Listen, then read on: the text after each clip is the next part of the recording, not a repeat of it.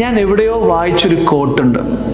മഴ പെയ്യുന്ന സമയത്ത് ഒരുവിധം എല്ലാ പക്ഷികളും കൂടണേ, പക്ഷേ പരുന്ത് കൂട്ടിലേക്ക് പോകില്ല, മറിച്ച് മഴ പെയ്യാൻ കാരണമായിട്ടുള്ള മേഘത്തിനും അപ്പുറത്തേക്ക് പറന്ന് ആ മഴ എന്ന് പറയുന്ന പ്രതിസന്ധിയിൽ നിന്ന് രക്ഷപ്പെടുമത്ര. ഇത് ശരിയാണോ തെറ്റാണോ എന്ന് എനിക്കറിയില്ല, പക്ഷെ എന്നെ ഭയങ്കരമായിട്ട് ഇൻസ്പയർ ചെയ്തൊരു കോട്ടാണ്. ഇതുപോലെ തന്നെയാണ് നമ്മുടെ ബിസിനസ്സിലെ പ്രശ്നങ്ങൾ വരുമ്പോൾ കുറേ ആളുകൾ നിലവിളിക്കും, അയ്യോ പ്രശ്നങ്ങൾ വന്നതെന്ന് പറഞ്ഞിട്ട്. കോവിഡ് വന്ന സമയത്ത് കുറേ ബിസിനസ്സുകാർ പറഞ്ഞു, അയ്യോ കോവിഡ് വന്നു, എൻ്റെ ബിസിനസ് പൂട്ടിപ്പോയി എന്ന് പറഞ്ഞ്. കാറ്ററിംഗ് ബിസിനസ്സൊക്കെ ചെയ്തൊരു സുഹൃത്തുണ്ടായിരുന്നു എനിക്ക്.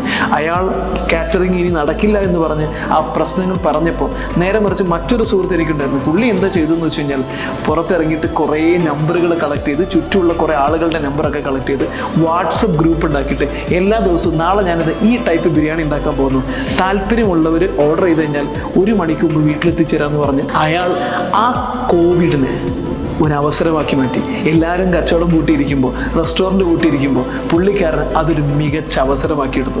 അതെ, എല്ലാ കിളികളും കൂട്ടിലേക്ക് പോകുമ്പോൾ നമുക്ക് മേഘത്തിൻ്റെ മേളിൽ പറന്ന് പഠിക്കണം. അതാണ് ഒരു ബിസിനസ് വിജയത്തിൻ്റെ അടിത്തറ.